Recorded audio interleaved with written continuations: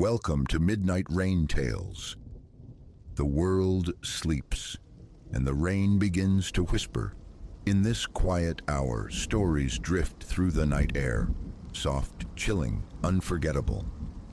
Here, under the midnight sky, we share the tales the rain refuses to forget. Stay close and listen.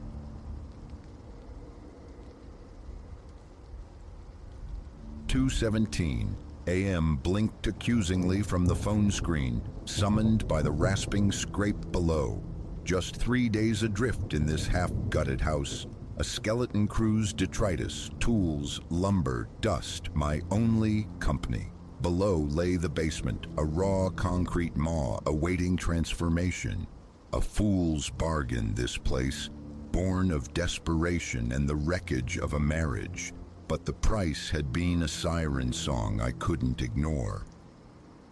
A threadbare blanket offered meager defense against the chill and the sound. Vermin, I reasoned, clutching the fabric tighter. Just vermin. The foreman had mentioned unwelcome tenants pending the final seal. Then a whisper slithered through the floorboards, thin and reedy. Hello? Faint, distinctly feminine, filtered through earth and timber. Is anyone there? My heart became a frantic drum against my ribs. I surged upright, phone beam cutting a swathe through the gloom. Just the mattress on the floor, stacked boxes casting long shadows, dust motes dancing like tiny spirits in the artificial light. Hello? It pleaded again, seeming closer this time, tinged with desperation. I need help. My mouth felt like parchment. Bare soles met frigid, naked hardwood. The carpets ripped out weeks ago, leaving the house's bones exposed. Each footfall was a small thunderclap in the pre-dawn stillness. Is someone down there? My own voice sounded alien, a strained croak. Yes, please help. Urgency sharpened the tone now, making it clearer, nearer. I'm trapped. Denim and cotton offered scant armor against the biting cold. The house's circulatory system, its heating, was mid-transplant, inert for another week. My breath plumed white in the phone's glare as I navigated the hallway's shadows towards the kitchen. There it stood, the basement door, a dark sentinel beside the void where a refrigerator would one day hum. The metal handle bit my palm with glacial cold. I'm coming down! The words echoed oddly in the hollow space. Hold on. The descent was treacherous. Raw wooden planks crudely fastened to supports, a provisional spine leading into the earth. The first tread groaned a protest but bore my weight. Downward I went into a vortex of dancing dust illuminated by the narrow beam. The underbelly of the house stretched vast and cavernous before me. Thick plastic shrouds hung like spectral curtains, partitioning zones of nascent construction. Drywall leaned in weary stacks against one wall. Paint cans and implements lay scattered like forgotten relics of the workday. Where are you? I called into the echoing expanse. Over here, the cry emanated from behind a veil of translucent plastic sheeting. Please hurry. I swept the sheeting aside. My light played over exposed timbers, raw insulation spilling like entrails from an unfinished wall segment. A workbench bore silent power tools. A heavy sledgehammer rested nearby, leaning casually against the studs. Hello? Behind the wall. The voice was sharp now, immediate, right there. There's a door. They sealed me in. My beam traced the rough concrete until it snagged on a subtle vertical line. The phantom edge of a door, camouflaged by layers of paint, the color of the foundation itself, an architectural ghost, easily missed. "I see it," I breathed. "Hold on, I'll try to open it." My fingers found no purchase. The seam was fused by time and neglect, its ancient hinges entombed in hardened pigment. "Please," a desperate sob, inches away through the barrier. "I've been here so long." I hefted the sledgehammer. Its weight felt purposeful, ominous. "Stand back from the door," I yelled, swinging the dense mass of steel. The shock jolted through my bones, vibrating up my arms. Again. Flakes of ancient paint and rust erupted like shrapnel with each brutal percussion. The upper hinge shrieked and surrendered its grip. The lower one clung stubbornly. Cold sweat slicked my back despite the basement's chill, muscles screaming protest. Several more impacts, savage blows against the unyielding portal. Finally, with a groan of tortured metal, the lower hinge buckled. The door imploded inward, crashing onto the unseen floor beyond. The beam illuminated a cramped cell, perhaps 6 feet square. Stark concrete walls, utterly barren save for... Slam! The sound cannoned in the confined space. Darkness absolute swallowed the light. The room. Me. I whirled, scrabbling at the heavy wood door, now flush against its frame. Solid, immovable. "No!" I ran frantic hands over its surface. "Hey, let me out!" A chuckle resonated, low and resonant, scraping against the silence, utterly unlike the desperate feminine plea moments before. This sound was ancient, resonant with something deeply wrong. "My gratitude," the new voice purred, seeming to emanate from the concrete itself, vibrating through the floor. "It has been an age since I entertained." My fists hammered the unyielding barrier. "This isn't funny. Open this damn door." "But you only just arrived," it crooned, a silken menace in the tone. "And the solitude does wear thin after decades." My phone screen sputtered, a dying star in my hand. Battery, 12%. "Who are you?" The question felt fragile in the oppressive dark. "What do you want?" The voice swirled, seeming to seep from the very pores of the stone around me. "Companionship," it whispered. "Conversation, stories exchanged in the dark hours before the dawn." "What happens at sunrise?" The workers return. With their noise and their light, they may release you, perhaps. A dry rustle, like skeletal laughter. Assuming you endure, assuming the sanity holds, unlike the others who came before. I sank, back pressed against the ungiving door, drawing my knees tight to my chest. The chill of the floor seeped through denim, reaching bone. My phone screen showed 2:43 a.m., over 4 hours stretched before me like an eternity of blackness. "There weren't any others," I countered, voice thin but trying for defiance. "You're lying." "Am I?" Amusement laced the tone. "From where do you imagine I acquired such vocal mimicry? All those charitable souls drawn down by cries for help. Such Samaritans." "Control your breathing. Stay calm. Think." The renovation crew had been working down here for weeks. They would have found this room, found you. "They are deaf to me," the voice answered the unspoken thought.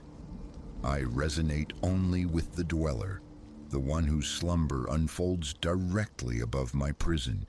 Your dreams, your anxieties, They trickle down like rainwater, nourishing me, making me strong.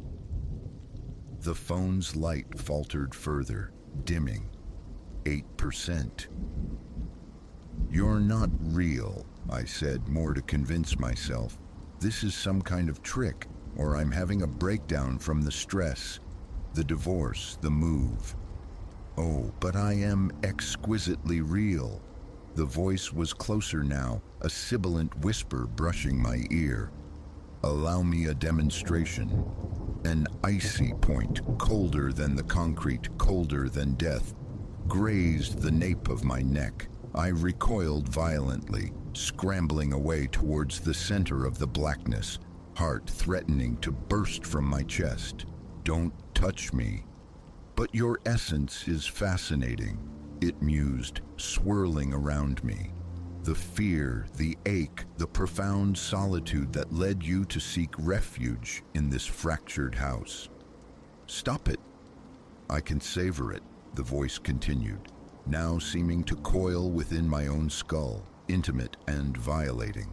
The sharp sting of betrayal, the simmering rage, the hollow echo inside where a life used to be. I clapped hands over my ears, a futile gesture against an enemy already inside the gates. "She discarded you, didn't she? For another, shinier, newer, gutted your world, leaving only debts and ashes in her wake." "Shut up!" The scream tore from my throat, raw and useless in the dark. "Get out of my head!" The phone screen winked out. Blackness absolute crashed down, thick and suffocating. A faint, slithering sound whispered across the concrete floor, drawing nearer. "Now," the voice resonated deeper, closer, horribly intimate. "Now we converse without impediment. Just you, me, and the banquet of your recollections." I wedged myself into a corner, trying to shrink into the angle of the walls, make myself small, invisible. The air grew sharp, frigid, each inhalation searing my lungs. "Please," a ragged whisper escaped me, "just let me go." "But I exert no physical restraint," it replied smoothly, almost conversationally. "The door remains sealed from without. My prison is yours, for now." A beat of silence filled only by my frantic pulse. Though I have adapted over the long silence, learned to draw sustenance from the emanations of terror, of anguish, it preserves a facsimile of sanity. Something immaterial yet chillingly distinct brushed against my jeans. I lashed out with a foot connecting only with void. "What are you?" The memory fades. It sighed, a sound like dust settling in an abandoned tomb. Human, perhaps, once, eons ago. Before the wall, before the silence became my world. Before I discovered the trick of weaving dreams into lures, of borrowing voices from the desperate air. Chronology dissolved in the Stygian gloom. Seconds bled into millennia. The voice was relentless, sometimes a sibilant whisper inches from my ear, sometimes a piercing shriek that seemed to come from everywhere at once. It pulled forth specters I'd fought to bury. My ex-wife Alara's face contorted in departure, the damning glow of illicit messages on her phone screen, the sickening crunch of metal from the night I nearly erased myself in a drunken haze. I fought back initially, arguing, weeping, railing against the unseen tormentor, anything to anchor my unraveling mind. "The accident," it urged, soft and intimate as a lover's secret. "Speak of the guilt that clings like grave dust." "No, of flirting with oblivion, how a sliver of you welcomed the final impact." "Stop it. How you sought refuge in these broken walls because they mirrored your own shattering. How inevitable, how fitting that you should find your way down here to me, I slammed my skull back against the concrete, the sharp bloom of pain a welcome grounding tether. You're not real. This isn't real. Then how? It insinuated, malice dripping from each syllable. Do I know of the small vial of pills tucked away in your nightstand? The ones you contemplate when the silence screams too loudly in the dead of night? A surge of blind fury propelled me forward, fists flailing wildly at the unseen enemy in the darkness. My knuckles met unyielding stone. Agony exploded through my hand, white-hot and blinding. Warm wetness trickled between my fingers. The voice erupted in horrid, ecstatic glee. Yes, pain, it vivifies. It proves your fragile reality. I collapsed onto the frigid floor, cradling my mangled hand against my chest. Why? The word was barely audible, choked with pain and despair. Because I endure, it hissed, the sound seeming to swell, filling the cell, pressing in from all sides. Because I must, the hunger is eternal. A pause heavy with dreadful implication.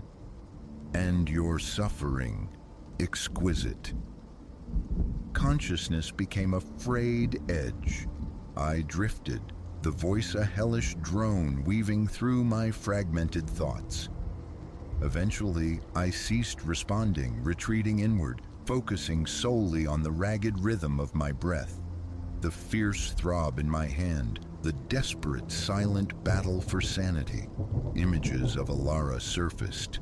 The life we'd shared, the future dissolved to smoke. But beneath the familiar ache, a new layer emerged. Not peace precisely, but a quiet resignation, a weary acceptance of the wreckage. You grow tedious, the voice hissed after a long silence, petulant now. Where is the delectable agony from before?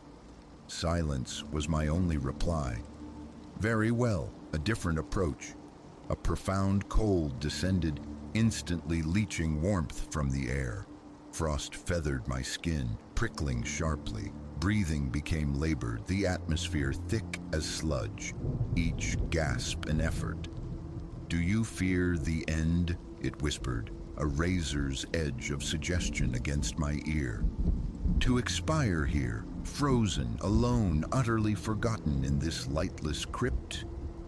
I hugged my knees tighter, teeth rattling uncontrollably in my jaw. No one will grieve. They will find your frozen remains, assume misfortune. Another unfortunate casualty of careless renovation. Breathe in, breathe out, hold fast, stay present. You resist no longer, it shrieked, frustration cracking the inhuman tone. Struggle, cry out, plead for release. No, I forced out between chattering jaws. The single word, a monumental effort. Then perish, freeze, become one with this eternal dark. Join me. The cold intensified, biting deep into muscle and bone. Numbness crept into my fingers and toes, a slow tide erasing sensation. Yet, paradoxically, the terror receded, replaced by an unnerving, almost transcendent stillness. I'm not afraid of you anymore, I whispered, the words frosting in the frigid air. Liar. You feast on fear, on pain, on shadows. But I've dwelt in shadows before, after Alara left, after the wreck I endured. Silence. You cannot inflict deeper wounds than those I already carry. You cannot isolate me further than I have already been. An unearthly screech tore through the space, vibrating with impotent fury and a despair that mirrored my own recent past. Abruptly, the crushing cold vanished. Warmth rushed back into my limbs, painful in its sudden intensity. You were meant to shatter, the voice howled, anguish and disbelief warring in its tone. They always shatter. "Not me," I said, surprised by the steadiness in my voice, a strength I hadn't known I possessed. "Not this time." An immense quiet descended then, profound and absolute. For an immeasurable stretch, only the sound of my own ragged breathing filled the void. Then, distant, muffled, filtering from above, human voices, tangible voices. The construction team, arriving with the dawn. "Hello!" My shout was raw, scraping my throat. "Down here! Help!" Heavy footfalls pounded on the temporary stairs. Beams of light sliced through the oppressive black as the door groaned open under force. Merciful God! A rough hand grasped my arm, hauling me to my feet. My legs trembled, barely supporting me.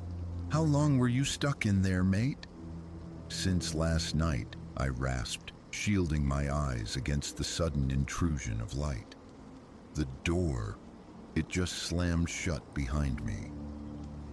They guided me upward, out of the tomb, into the shocking brilliance of morning sunlight pouring through the kitchen's skeletal window frames. Someone draped a coarse, dusty blanket over my shoulders. Another was already on the phone, summoning paramedics for my bleeding, swollen hand. "That space isn't supposed to be there," the foreman, Silas, muttered, surveying the dark opening with professional unease. "Doesn't show on any blueprint I've seen. We're walling it off for good today." "Concrete." I offered a numb nod. Explanations were futile. The truth belonged to the abyss below, a secret best left buried. As the emergency responders arrived, their presence loud and real in the quiet house, a final spectral whisper brushed the edge of my hearing, faint as dying breath, carried on the dust motes. "Until we meet again." But the fear held no purchase now. Certain shadows once traversed lose their power. Certain agonies forge an unexpected resilience. Certain descents into terror illuminate unforeseen horizons within the self. This house would be sold, relinquished as soon as possible. A new beginning elsewhere was imperative, yet I would carry the imprint of this night. The knowledge of having confronted something primordial and ravenous in that subterranean cell, a parasite thriving on despair. And I had emerged, scarred but intact. The paramedic gently tended to my mangled hand, his questions clinical, routine. My answers were brief, oblique. The true narrative would remain entombed with the entity, sealed behind fresh concrete and drywall, perhaps to murmur only in the troubled dreams of those yet to come. But its dominion over me, its power drawn from my pain, was fractured. The dawn had broken, and in its clean, uncompromising light, I was finally unbound.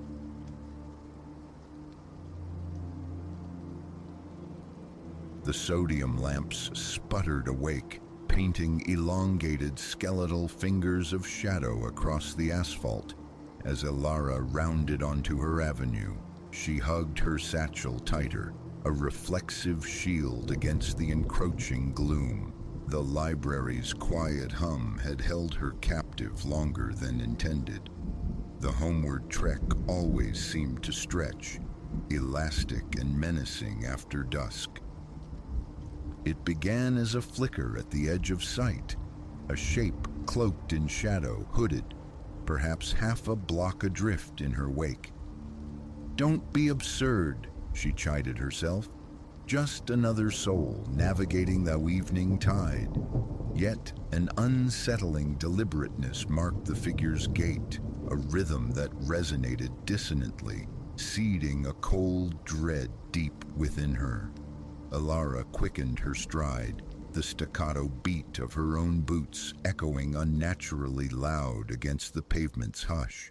An urge to pivot, to confirm, clawed at her resolve, but she fixed her gaze on the intersection glimmering ahead. 3 more blocks. Just 3. Reaching the corner, she surrendered, hazarding a swift glance backward. A gasp hitched in her throat. Closer. The hooded form had halved the distance, a mere 20 feet separating them. Pursuit undeniable now. Raw panic surged, a tidal wave obliterating reason. She broke into a sprint, decorum dissolving into frantic flight. Behind her, the heavy thud of answering footsteps confirmed the chase. Her mind, a frantic hummingbird trapped in her skull. Scream, wave down a passing car. Home felt agonizingly near, yet impossibly far. Fingers scrambled for her phone, nearly fumbling it into the unforgiving concrete.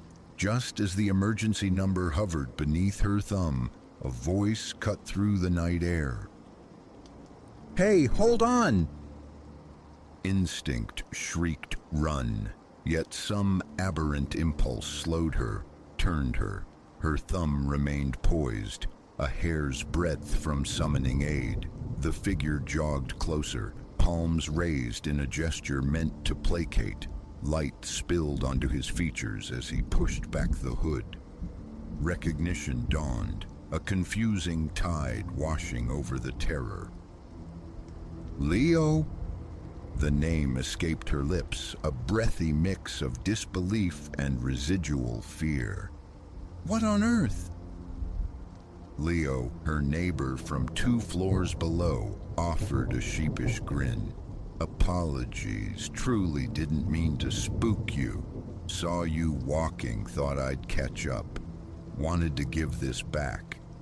He proffered a worn paperback, the novel she'd lent him the previous week.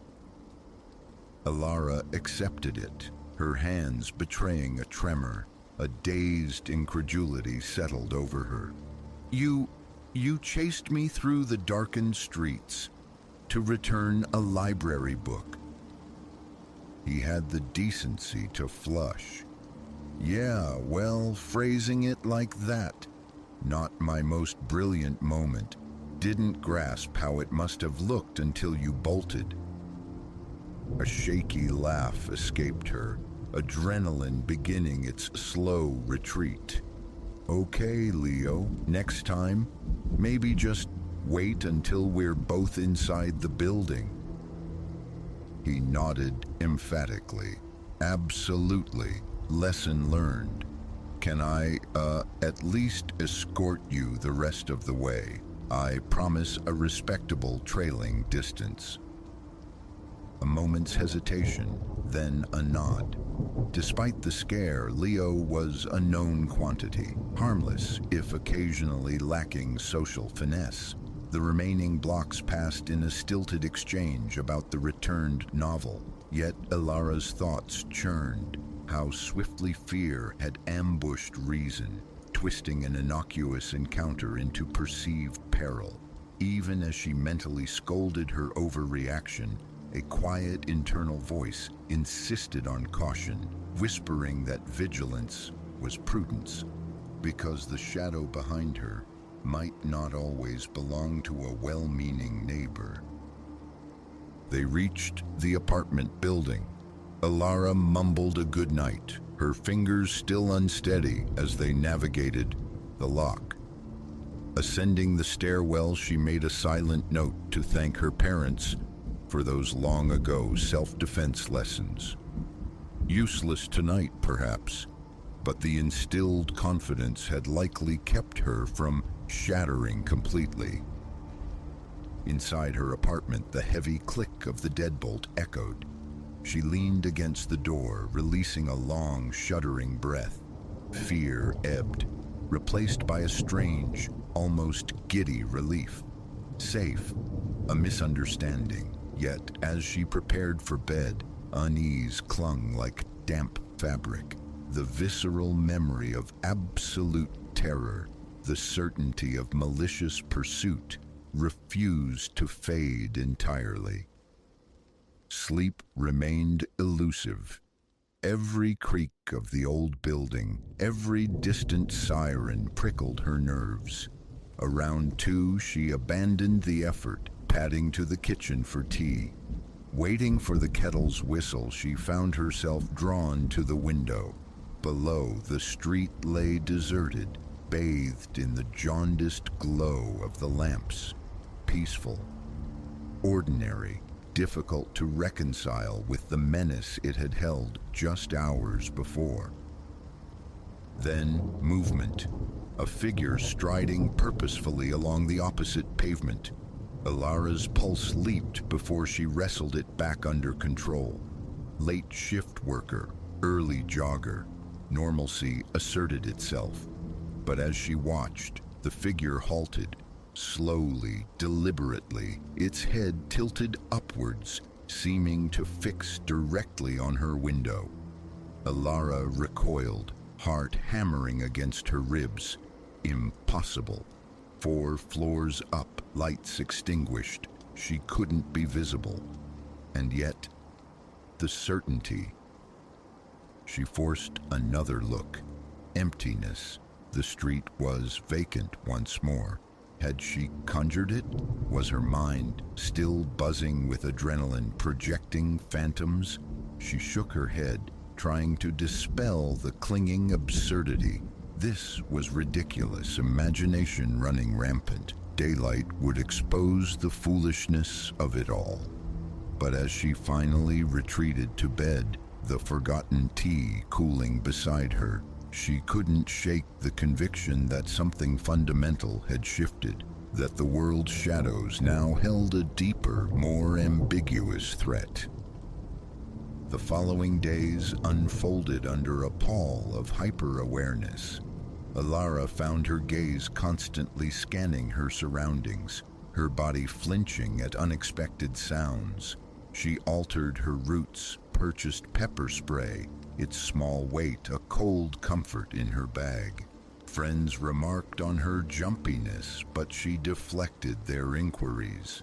How to articulate a fear born from an event that hadn't truly happened. A week after the Leo incident, the unease solidified into something tangible, chilling.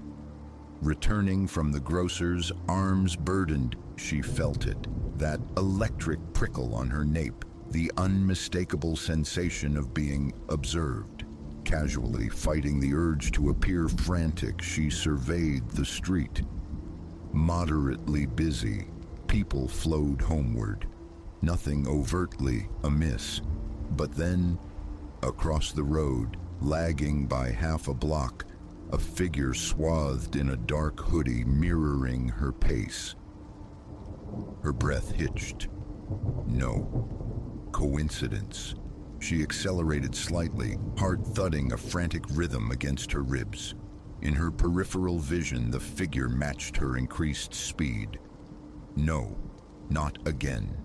Abruptly, she veered into a small bodega, feigning interest in dusty chip racks while her eyes tracked the street through the grimy window. The hooded shape drifted past, showing no interest in the store, continuing its trajectory down the block. A ragged sigh escaped her. See? Coincidence? Nothing. After several tense minutes, she exited, scanning nervously. The figure was gone. Feeling foolish yet profoundly unsettled, she hurried the final stretch home. It was while fumbling with her apartment key that she saw it. A small square of paper, folded precisely, wedged into the door frame. Trembling fingers unfolded it. Stark block letters spelled out, "I see you." Ice water flooded her veins. Prank, mistake, anything but this. She stumbled inside, slamming and locking the door, groceries tumbling unheeded. Pacing became her only recourse, mind racing in frantic circles. The police? What could she tell them? Vague suspicions. an unnerving note potentially meant for another resident. She fought for rational thought. A cruel joke, perhaps. A friend exploiting her recent edginess. But a deeper instinct screamed otherwise. This felt targeted, deliberate. Someone was watching, stalking, and they wanted her aware of their gaze. The subsequent weeks devolved into a waking nightmare steeped in paranoia. The hooded figure became a ubiquitous presence, glimpsed across crowded streets, reflected fleetingly in shop windows, always lurking just beyond clear focus. More notes materialized, always watching. You can't hide. I'm getting closer. Sleep became a forgotten luxury. Every floorboard creak, every distant shout sent jolts of terror through her. Friends and family voiced concern, their worry a palpable thing, but she couldn't articulate the suffocating reality of her fear. How could she, when part of her still questioned its very existence? It culminated on a night slick with rain. Hurrying home, umbrella gripped like a weapon, she saw him, the hooded figure, standing motionless beneath the stark glare of a streetlight, directly in her path, facing her. No ambiguity this time, no pretense of chance. Alara froze, terror welding her feet to the wet pavement. An eternity seemed to pass in the space between heartbeats, the rain drumming a relentless rhythm around them. Then, slowly, with chilling deliberation, he lifted a hand, beckoning her forward. Something within her fractured. She whirled and ran, propelled by pure, unadulterated panic. Footsteps pounded behind her, relentless, closing the distance. She didn't know how long she ran or where her flight took her. Only that escape was the sole imperative. Suddenly, a hand clamped onto her arm, spinning her around. A scream tore from her throat as she swung the umbrella wildly. "Whoa, hey, Alara, it's me, Leo!" Her vision swam, then sharpened. Leo stood before her, breathless, his expression etched with concern. "Are you all right? I saw you sprinting like the devil was after you." Her gaze darted wildly around the rain-swept street. A few passers-by stared, bewildered.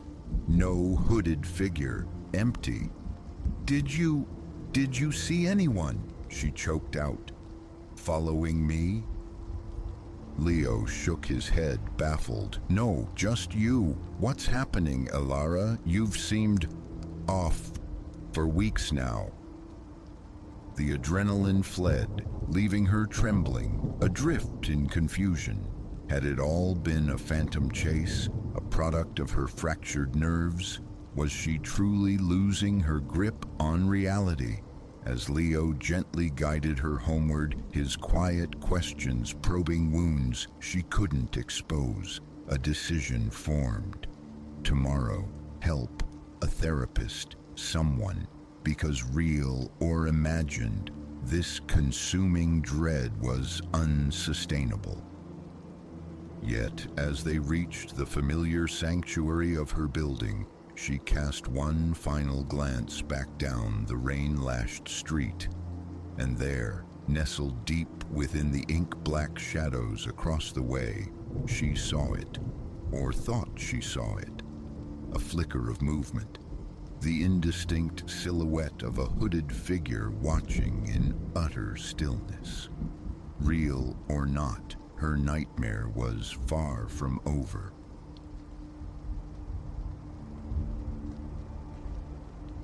First, the static erupted, a furious blizzard of sound tearing through the car's speakers, obliterating the blues track that had been a lonely companion these past 3 hours. Like grit flung against glass, it scoured the silence. My fingers fumbled with the tuner, seeking refuge on another frequency, but found only an endless expanse of white noise, roaring and vacant. Then, slicing through the chaos, unnervingly intimate, came the whisper of my name. Elias.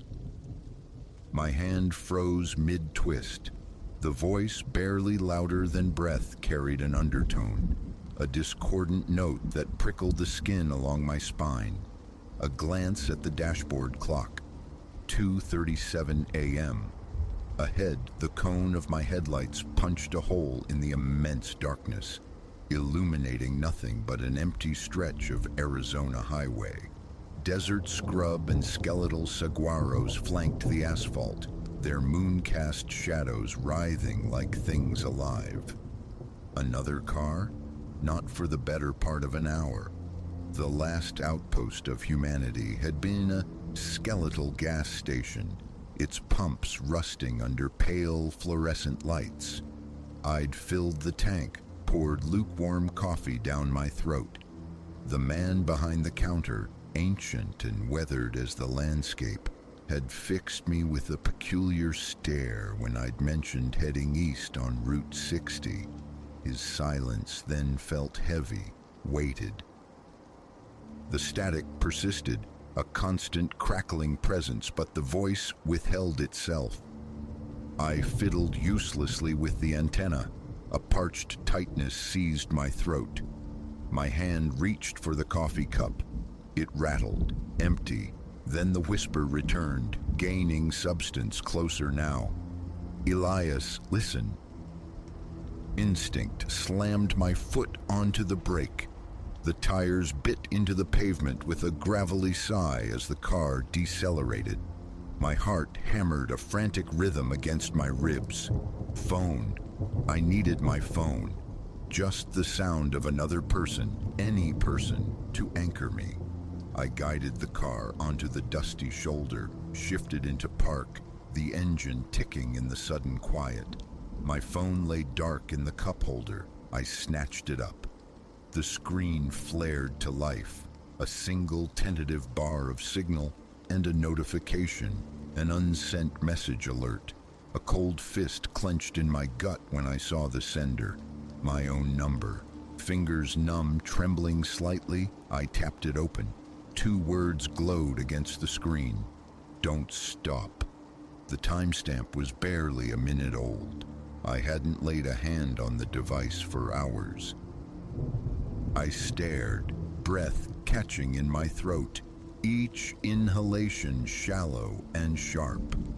The radio static abruptly surged, swelling to fill the cabin, and through its shrieking surge, the whisper resonated again, insistent. Elias, behind you. Every nerve went taut. My gaze snapped to the rearview mirror. Blackness stared back. Then, far down the ruler-straight highway, twin points of intense light bloomed, swelling rapidly, consuming the distance. Adrenaline surged. I threw the gear shift into drive, stomped the accelerator. The engine screamed in protest as I wrenched the car back onto the tarmac. In the mirror, the lights dilated, closing the gap with predatory speed. My phone pulsed against my hand. Another message, my own number again. Faster. The needle climbed, 80, 90, pushing past. Yet the lights clung, unwavering. Impossible to discern the vehicle's shape. The glare was blinding, flooding my mirrors with pure, hostile white. The radio static shifted, modulating into a high-frequency whine, painful in its intensity, and woven through it, like threads of a nightmare, came torn fragments of speech. Coming, can't let them find you. Sweat slicked my palms on the steering wheel. The highway unfurled before me, an endless black ribbon vanishing into the void. No exits, no turnoffs marked, no other souls on this desolate stage. Just me, The whining static and the blinding presence latched onto my tail. The phone vibrated once more. Take the next right. A strangled laugh escaped me, harsh and foreign in the enclosed space. Right where? Into the damn desert? The map in my memory showed nothing, only rock and thorn for miles. Off the road meant oblivion. As if in response, the headlights behind flared, incandescent, an unbearable nova that forced me to avert my eyes from the mirrors. The pursuing engine's roar deepened, a visceral thrum I felt resonating in my chest cavity, and then I saw it. Directly ahead, where solid guardrails should have been, a distinct break materialized.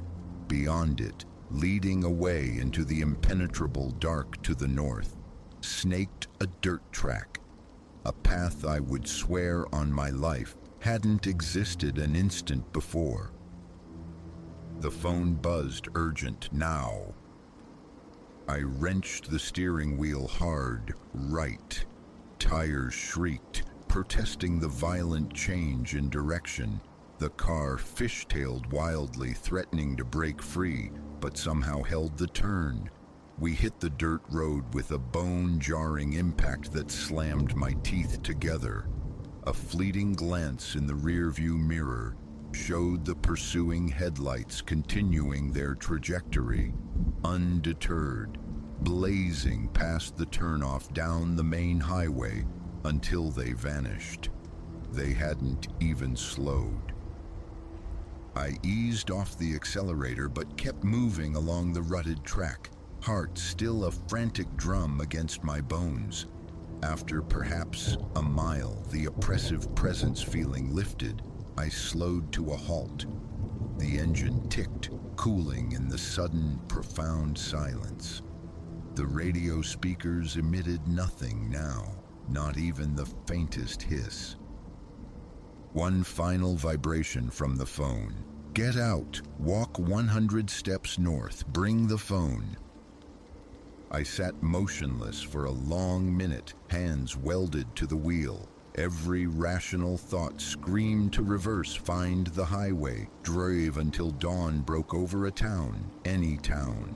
But compulsion, or perhaps a deeper dread, unlatched the door. I stepped out. The desert night air was sharp, cold. My footsteps crunched on the loose earth as I began walking north. Phone clutched tight, counting each step into the immense, watchful quiet. Moonlight rendered the landscape in stark monochrome, carving deep shadows behind every boulder and cactus. 98, 99, and on the 100th step, I saw it. A crude wooden cross, small and weathered gray, thrust into the unforgiving ground. Affixed to it, shielded by a clear plastic sleeve, was a piece of paper. With hands that shook uncontrollably, I drew it out. A newspaper clipping, yellowed but legible, dated precisely 1 year from tomorrow. The headline seized the air from my lungs. Body of missing man identified on Route 60. Elias Thorne, 34, apparent victim of hit and run. Tucked beneath the clipping, a handwritten note scrawled on lined paper. I tried warning myself the last time. It didn't work. Maybe this time will be different. The handwriting was unmistakably my own. The phone in my hand gave a final soft buzz. This wasn't a received message, but a draft. Composed and saved, never sent, dated 1 year ago today. They won't stop until they find someone else. The cross is kinder than the morgue. Leave this for the next Elias. Keep driving west. Don't look back.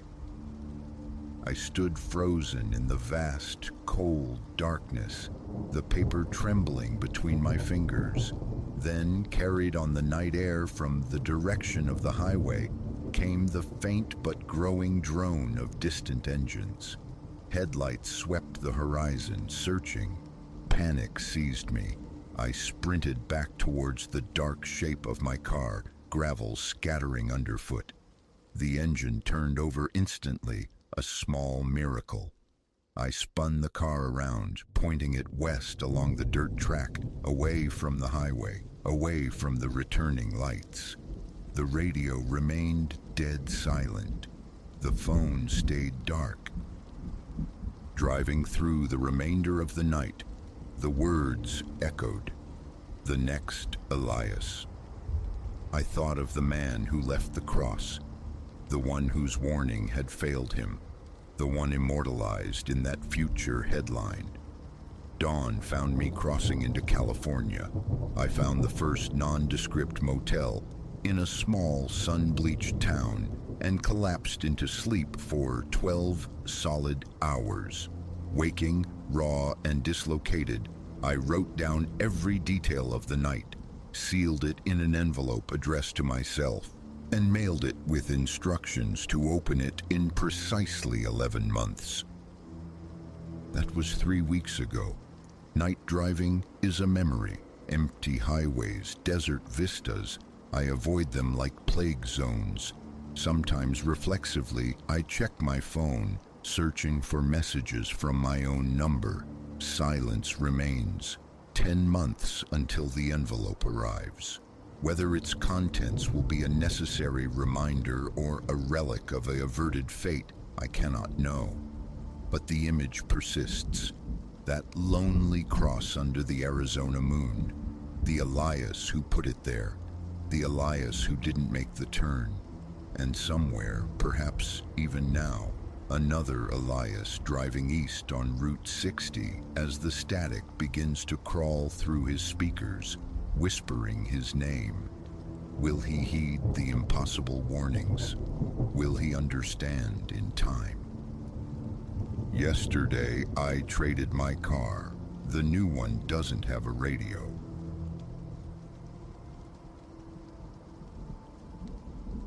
The key grated in the lock of my city workshop one last time. I registered the flaking paint on the handle, a small wound of neglect, then pivoted away. My sedan sagged with luggage, a scattering of boxes trailed by the hulking shadow of a rented truck. Weariness clung to me like the urban grime I craved to escape, threaded with a tremor of apprehension. This retreat, this flight to silence, was meant to cleanse, to offer ground for a new beginning, away from the relentless clamor. It was a month prior that a cryptic listing snagged my attention, a forgotten warehouse cloaked in dust, situated in a hamlet bypassed by progress and major roads. Its dereliction was reflected in the price, an invitation few seemed willing to accept. A single swift visit sealed the pact. My vision was an antique emporium, born from years spent trafficking in relics and curiosities, a trade that resonated within me. The structure itself sighed with age, paint peeling like sunburnt skin. The roofline canted as if weary, the air inside thick with the scent of mildewed timber. Yet it felt authentic. It felt like anchorage. Disgorging myself into the village that day, I was struck by its languid pulse. The main thoroughfare, narrow and hushed, hosted a few figures perched on benches, their conversations murmured into the quiet air. Haste was a foreign currency here. I eased my car to a halt before the newly acquired warehouse, pausing to absorb the whisper of the breeze against the weathered facade. The building seemed more ancient, more burdened than memory served. Above the entrance, the ghost of a sign, Pendleton's Provisions, hung askew. Windows stared blankly through layers of grime. Porch boards crumbled underfoot. A daunting renovation loomed, yet that prospect didn't stir fear. My true anxiety coiled around the building's bones. the dread of pouring my savings into a structure poised to collapse. Still, I unfolded myself from the car, stretched, surveyed my domain. Across the street, a neighbor offered a silent wave. Amiable, perhaps, but an inexplicable coolness permeated the air, unrelated to the season. Pushing open the great front door, my entrance disturbed decades of settled dust. Footfalls echoed in the cavernous space. Ghostly shelves lined the walls, remnants of its mercantile past. Counters bore the faint impressions of old receipts, faded advertisements whispering of bygone transactions. The air hung stale, redolent of damp paper left to rot in shadow. I navigated towards the rear, discovering a small office tucked away. Its lone window gazed upon an overgrown backyard, a tangle of green reclaiming its territory. And there, centered in the ceiling above a scarred wooden desk, was a trap door. Odd I hadn't registered it during my initial walkthrough. Standing on tiptoe, I nudged it with the bristled end of a broom. It rattled faintly, stubbornly sealed. A problem for another time, I reasoned. The remainder of the afternoon bled away in the labor of transferring boxes, carving out a rudimentary living space in one corner. A cot, a folding table. The long drive had settled deep in my muscles. Surrender felt appropriate. Night fell, swallowing the warehouse in profound silence. No city symphony of sirens and traffic here. Initially, the quiet was a balm. Then the building began to speak, the subtle creaks and pops of old timbers settling. But around midnight, a different sound emerged from the stillness above, a soft, dragging cadence. It suggested footsteps on dusty floorboards, hampered by a peculiar, uneven gait. Back and forth it paced, punctuated by pauses, and then something akin to a stifled growl. My heart began a frantic tattoo against my ribs. A knot tightened low in my gut. Raccoon, I told myself, some feral creature seeking shelter. Yet the rhythm felt wrong, too slow, too deliberate, possessing a weight that belied small paws. Lying rigid in the dark, clutching the thin blanket, my breath hitched. Minutes stretched, taut and agonizing before the sounds receded. Sleep remained elusive, my throat parched, brow slick with cold sweat. Eventually, exhaustion claimed me. Morning light brought with it a determined denial. A dream, mostly a dream. Pulling on worn boots, I resolved to inspect the trapdoor. Lacking a ladder, I constructed a precarious ziggurat of crates. Pushing upwards, the panel shifted but met resistance, seemingly barred from within. A crowbar became my argument, wedged into the seam. Several forceful shoves, the wood groaning in protest, and the door finally yielded. I aimed the beam of my flashlight into the darkness, then levered myself through the opening. The attic was a cramped, oppressive space beneath a sharply pitched roof, crisscrossed by heavy rafters draped in cobwebs thick as shrouds. Dust, disturbed by my intrusion, danced in the air, prickling my nostrils. A single grimy window at the far end admitted only a feeble blade of light. Crates and forgotten trunks huddled in the gloom. The floorboards protested under my weight. A foul miasma, sharp and sickening like spoiled meat, assaulted my senses. Clamping a hand over my nose, I fought back a wave of nausea. A few feet away, my eye caught something disturbing. Deep, irregular scratches gouged into the wooden wall, as if something possessing formidable claws had desperately tried to tear through. A vice tightened around my chest. I swept the flashlight beam across the damage, several long parallel scores brutally deep.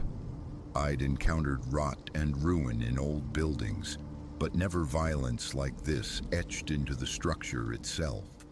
The stench intensified near that violated wall. A shudder traced its way down my spine. My breath grew shallow.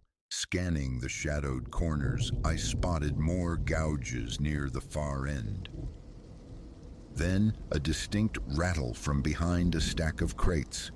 I froze, flashlight held like a cudgel, senses screaming. Nothing moved. The frantic drumming of my own pulse filled my ears. A muttered curse escaped my lips. I remained motionless, listening intently. Silence returned. Turning deliberately, I retreated to the opening, lowered myself down, and wrestled the trap door back into place. Standing on the office floor, my hands trembled uncontrollably. Ghosts, monsters, such notions had always belonged to fiction, not my pragmatic reality. Yet something resided up there, perhaps a large animal, I reasoned desperately. A diseased raccoon, a feral dog trapped and desperate. The reek alone spoke of decay, of something rotting.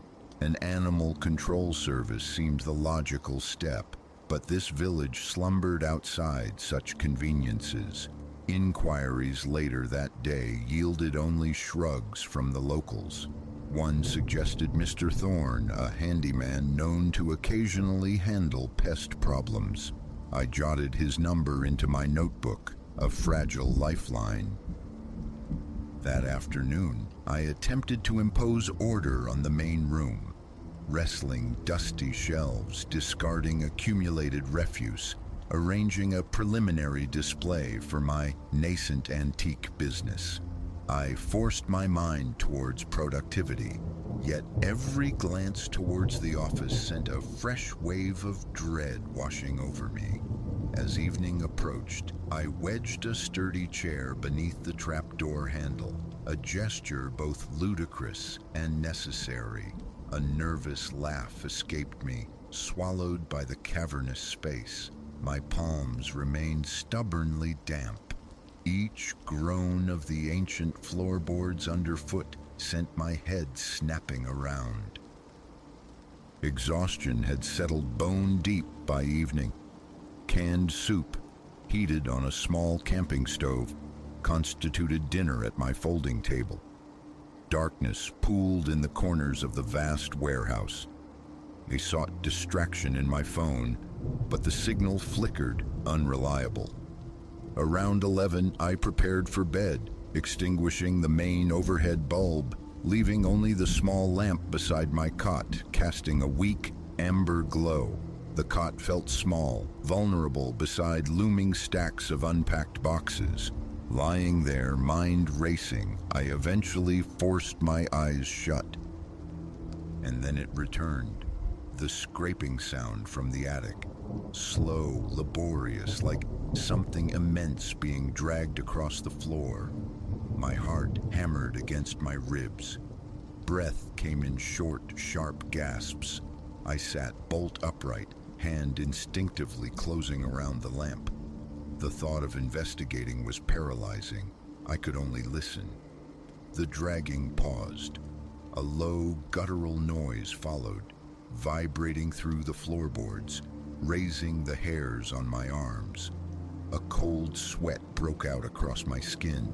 A shiver traced my spine. Should I shout? The fear of what might answer choked the impulse. Questions swirled. Animal, human, squatters perhaps, finding refuge in the abandoned space. But those gouges, they didn't speak of human desperation. My mind conjured the image of those deep scores, the sheer force required. Bile rose in my throat. The air felt unnaturally cold, yet I was sweating profusely. A soft thud echoed from above, then silence. I lay back, pillow damp beneath my head, staring sightlessly at the ceiling. Sleep came only in brief, feverish snatches, my body taut, jolting at every incidental creak. Morning found me aching, head throbbing. My first act was to call the handyman. Mr. Thorne's voice was calm, measured. He couldn't come until the weekend. 4 days. Frustration warred with fear, but he was my only option. I had to endure. The intervening days were spent in a haze of sorting stock, cleaning shelves, a forced normalcy punctuated by sporadic scuffles from above. Daytime noises were muted. A soft bump, a distant scrape, nothing like the nocturnal performance. I gleaned fragments of the building's history from a couple of locals. An elderly man recalled it as Pendleton's Provisions, run by a family he described only as peculiar. Odd hours, sudden closures. They kept to themselves, he remembered with a shrug. Vanishing years ago. No one had occupied the place since. The necessary repairs were too daunting. Had anyone mentioned strange noises from the attic? He chuckled, dismissing it. Old buildings groan, he said. His casualness offered no comfort. The memory of those claw marks remained vivid, sharp. On the third night, I tried a new tactic. A small tape recorder placed near the office door, a sentinel in the dark. My flashlight lay ready on the table. Midnight arrived, and with it, the dragging sound. My chest constricted, breath hitched. It seemed slower tonight, almost circular in its movement. A distinct scraping followed, nails or claws on wood. Trembling, I retrieved the flashlight and crept towards the office. Standing directly beneath the trapdoor, I aimed the beam upwards. The sound ceased abruptly. I waited, knees weak, stomach churning. The foul odor, that same putrid signature I'd encountered in the attic, drifted down, thick and cloying. Gagging, I stumbled back, hand clamped over my mouth. A sudden loud thump resonated from directly overhead. I nearly dropped the flashlight. Cursing under my breath, I retreated hastily to my cot, heart pounding a frantic rhythm. Wide-eyed, I waited for further disturbance. None came.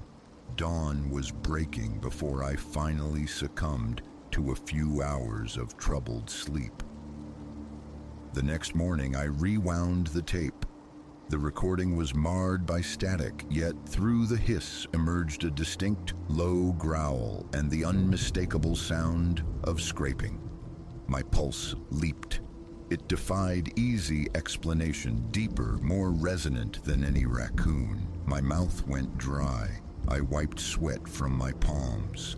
I kept the tape, evidence perhaps, something to show Mr. Thorne. If he believed, maybe we could face it together. The prospect of confronting it alone was unthinkable. When Mr. Thorne finally arrived, he was a stocky man, bearded, projecting an air of unflappable competence. That composure wavered slightly as I recounted my experiences.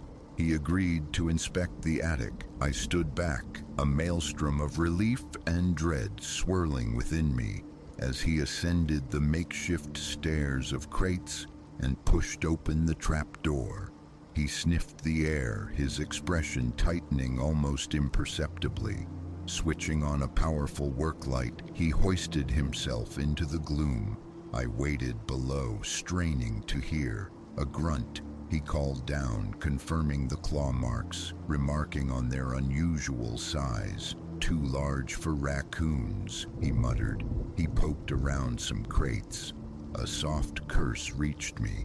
He described finding a crude nest in the corner, fashioned from torn fabric and debris, and something else, something viscous, slimy, slicking the floorboards nearby. He didn't elaborate. The stench, he admitted, became overpowering after only a few minutes, forcing his retreat. Heavy-duty traps could be set, he offered, but he confessed uncertainty. This didn't feel like a typical animal infestation. He suggested vaguely finding someone with different experience. I paid him for his time, watched his truck disappear down the quiet street, and the weight of isolation settled upon me once more. That night, I sat in the main room, gazing through the dusty window at the sleeping village. Exhaustion warred with a rising tide of desperate resolve. Chase it out, seal the attic permanently, but what if it resisted? I possessed no firearm, only the rusty crowbar leaning against the wall. I ended up sitting with my back pressed against the cold plaster, crowbar resting by my side, flashlight heavy in my lap, listening to the profound silence. When the dragging steps inevitably began, my muscles seized. Breath grew shallow. I gripped the crowbar, knuckles white, and waited. The sounds traversed the space above. The growling followed, initially a low rumble, then swelling in volume. My heart hammered against my ribs. The lamp on my folding table vibrated with the tremor in my hand. The air felt distinctly colder.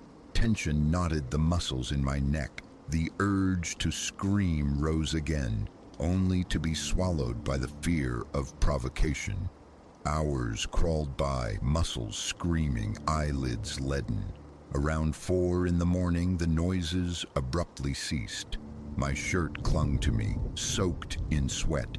A bitter taste coated my tongue. I finally stumbled to the cot and collapsed, hollowed out by stress and sleeplessness. Waking near noon, I forced down some dry cereal, mind grappling for a plan. Boarding up the trapdoor seemed futile. Those claws could likely shred wood as easily as they'd scored it. Pacing the dusty floorboards, my nerves felt raw, frayed. I stared at the silent phone. Who could I possibly call?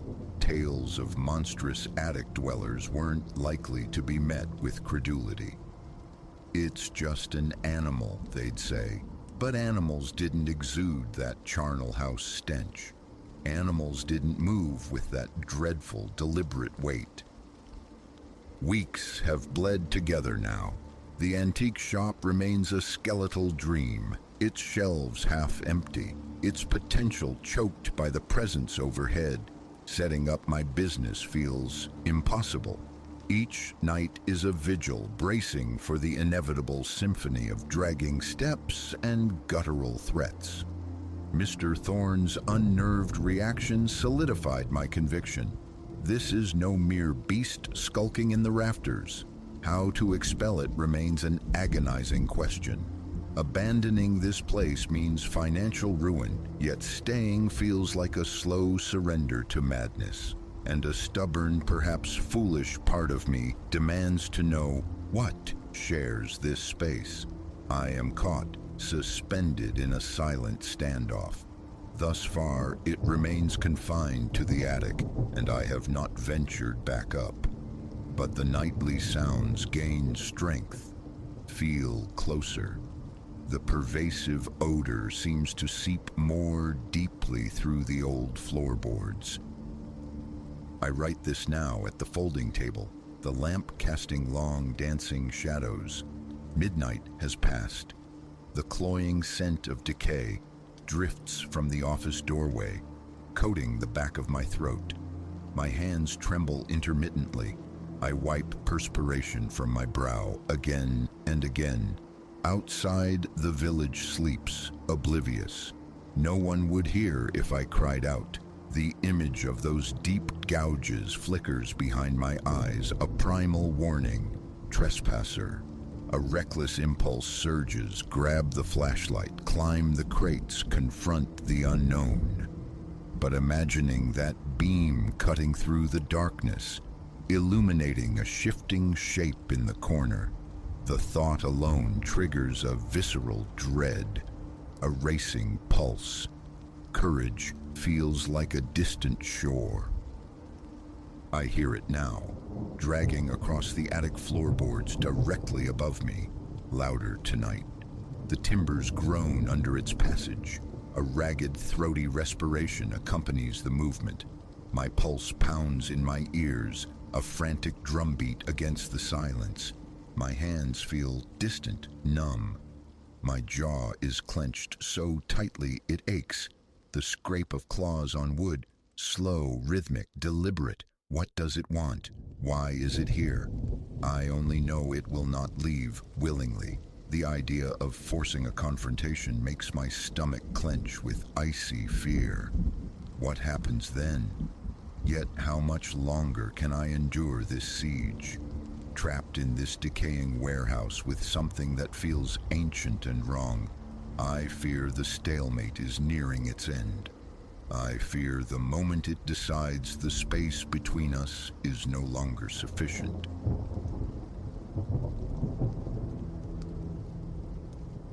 Silence was the promise of this ancient quarter, the allure that drew Elias here. He sought only the quiet dignity of historic stone, the unassuming company of simple neighbors. Unsolicited, however, came the sound, a low serpentine whistle, threading through the midnight air in his first week. It coiled from somewhere just beyond his window pane. Jolted upright, Elias peered into the narrow gorge of the lane below. Nothing stirred but the dance of a lone street lamp's glow on the perpetually damp walls. A passing drunkard, perhaps. A late-night wanderer. He dismissed it, but the whistle returned, punctual as a phantom clock, the next night and the night after. Never careless, always deliberate, it seemed to constrict the air in his lungs, tightening his chest. Doubts gnawed at him during the workday.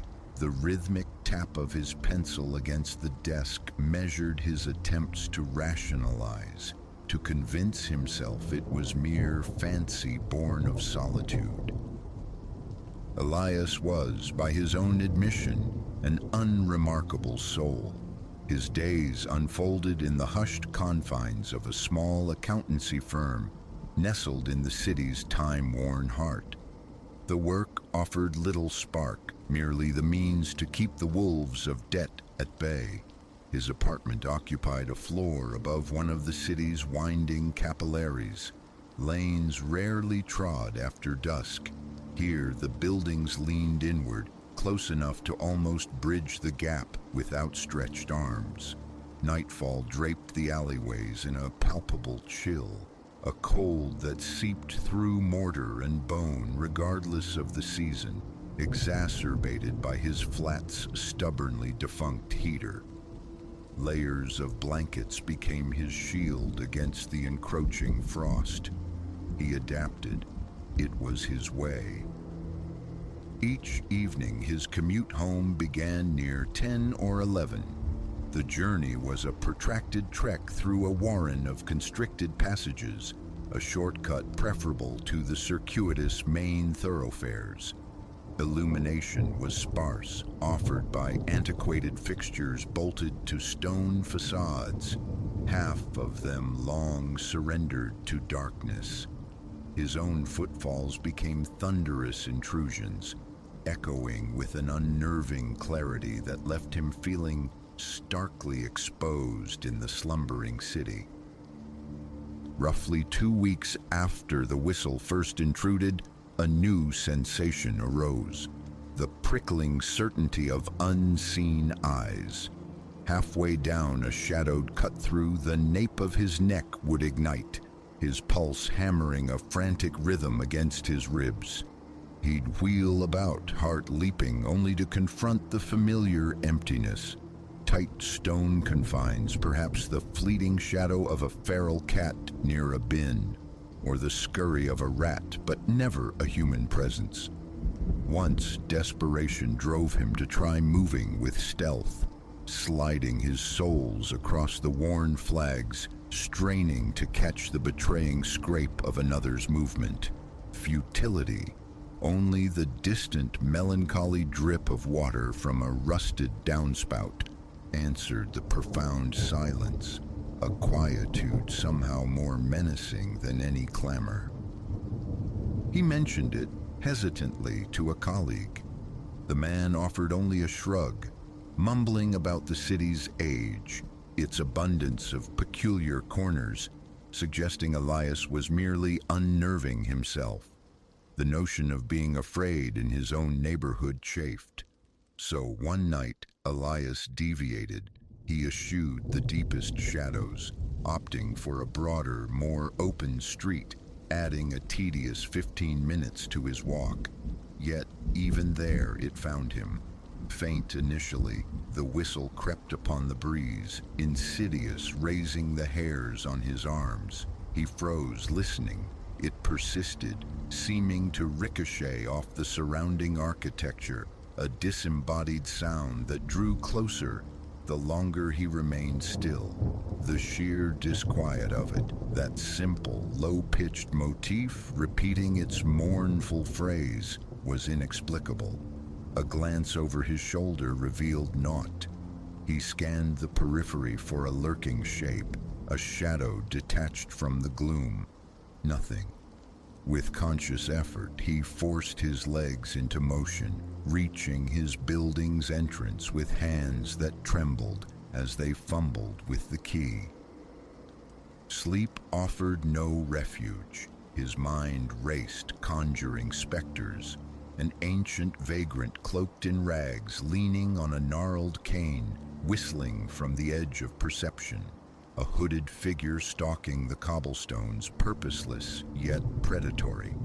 The images felt overwrought, theatrical, yet the whistle's reality was undeniable, a truth his own strained nerves screamed. That night, the bed felt colder than ever, his gaze repeatedly drawn to the window, anticipating a watcher below. Around 3 a.m, faint footfalls seemed to echo from the alley. Or perhaps it was only the ragged edge of a dream. Morning found him depleted, dark circles blooming beneath his eyes. His colleague inquired jokingly about late-night television binges. Elias lacked the energy to offer the truth. Days later, a fragile resolve solidified within him. He would wait. He would confront the source.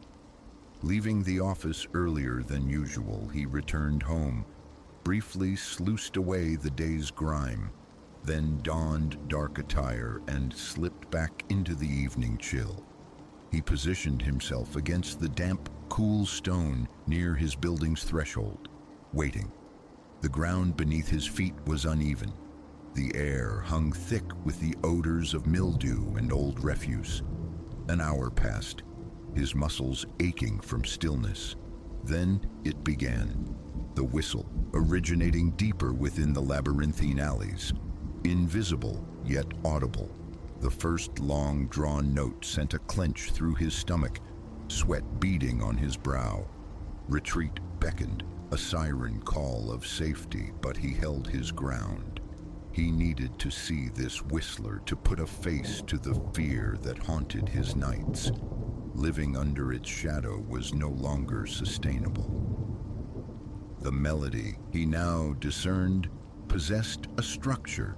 4 or 5 notes a pause, then repetition, a cadence of sorrow amplified by the echoing stone. Elias began to move towards it, his sneakers scuffed on the cobbles. He fought to keep his breathing even against the frantic drumming in his chest, a beat so forceful it felt capable of shattering bone. Ahead, emptiness. He passed beneath the hesitant flicker of a weak street lamp, his own shadow stretching long and distorted beside him, a discomfiting companion. Turning a corner, he saw it, a silhouette poised at the passage's end, an indistinct umbra against the faint luminescence of a distant lamp. His feet rooted themselves to the spot, his jaw tightening. The whistle persisted, clearer now, undeniably emanating from that static form. "Hey!" The shout tore from his throat, the sound swallowed and thrown back by the narrow walls. The silhouette seemed to ripple, to shift. He took tentative steps forward. Abruptly, the whistling ceased. A shuffling sound followed, the drag of a shoe on stone. Elias broke into a run. By the time he reached the spot, it was deserted.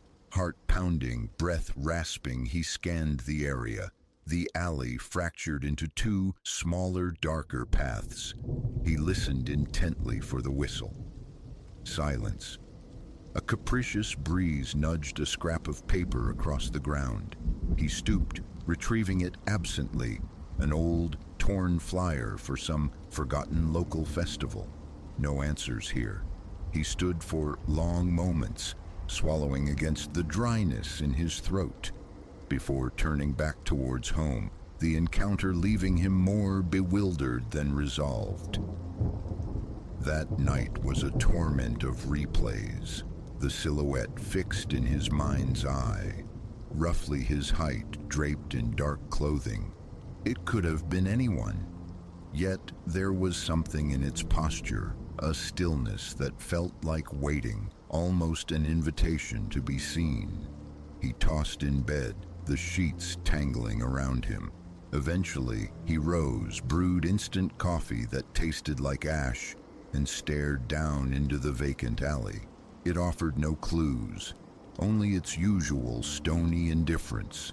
He pulled the window shut, the latch clicking with finality, and tried to will his racing thoughts into submission. The following day, yawns punctuated his work. His supervisor reprimanded him for a careless error on a simple spreadsheet, the embarrassment stinging. His nerves felt frayed to the point of breaking, his focus consumed entirely by the memory and anticipation of that haunting sound. A week bled by in this state. Each night brought the whistle, sometimes distant, a mere suggestion on the wind, other times unnervingly close. Once it seemed to emanate from directly beneath his window. He scrambled to look, heart hammering, but the space below was empty. Frustration festered. He considered involving his landlord, even the police, but the complaint felt flimsy, absurd. Someone is whistling in the alleys. Dismissal seemed inevitable. He attempted to capture the sound with his phone, but each time he pressed record, the whistle would either fade into ambiguity or cease altogether, leaving him with useless recordings of ambient city sighs. Finally, a Friday night arrived, and with it, a surge of desperate determination. A more thorough search was needed. Home from work, he swapped his office shoes for sturdy sneakers, armed himself with a flashlight whose beam felt inadequate against the encroaching dark, and ventured into the warren behind his building. The night air bit at his exposed skin. He jammed his free hand deep into his pocket. Methodically, he navigated the passages, stepping over stagnant puddles and scattered refuse, pausing every few minutes to strain his ears against the silence, listening for that first telltale note. After nearly half an hour, he heard it, seemingly drifting from an alley abutting a deserted courtyard. He moved towards the sound with renewed caution, his pulse throbbing in his temples. He emerged into a small enclosed square, hemmed in by tall, blank walls. A single lamp sputtered in one corner, casting meager light upon a battered wooden bench. The whistle was stronger here, its presence undeniable. He tried to pinpoint its source, his steps crunching on loose gravel near the bench. Then, soft footfalls behind him. He spun, flashlight beams slashing through the darkness. It grazed a figure's outline for a heartbeat before the shape melted behind a low retaining wall. Elias gave chase, lungs burning. Reaching the spot, he found only a shadowed alcove, empty. He swept the flashlight beam across the ground, gritty pavement, a scattering of fallen leaves, no discernible prints. He stood panting, heart thudding, listening for the whistle. It had vanished once more. A profound chill traced its way down his spine. He extinguished the flashlight, plunging himself into darkness, hoping his eyes might adjust, might catch some flicker of movement. He waited, his own breathing loud in the stillness, the scent of damp stone and ancient moss filling his nostrils. His fingers felt slick around the flashlight's casing. After a minute, or perhaps longer, suspended in silent tension, he flicked the light back on and began a slow retreat. No sight, no sound pursued him. It was nearly 2 a.m. when he finally slumped onto his couch, every muscle thrumming with residual adrenaline, his body aching from the strain. He awoke the next morning to a painfully stiff neck. Over strong, bitter coffee at his small table, he meticulously replayed the previous night's events. A weariness settled deep within him. This city, he knew, held its secrets close, within its old bones, its rumored tunnels, its shuttered rooms and derelict houses. Locals spun tales of phantoms and hidden fortunes, folklore he'd always dismissed. Now he was entangled in a mystery of his own, one that felt disturbingly personal. The persistent whistle, the fleeting silhouette, the pervasive sense of being observed. For several days he attempted defiance through denial. Returning from work, he'd immediately fill his small apartment with music, seeking to drown out the encroaching night sounds. Occasionally, through the melodies, he thought he detected faint, whistling notes, but fiercely told himself it was imagination, auditory ghosts born of stress. A constant ache resided in his stomach. Colleagues remarked on his pallor, his evident fatigue. He offered vague excuses about poor sleep. They suggested a weekend escape, a change of scenery, but leaving felt impossible. A stubborn part of him needed to understand, refused to be driven away by fear.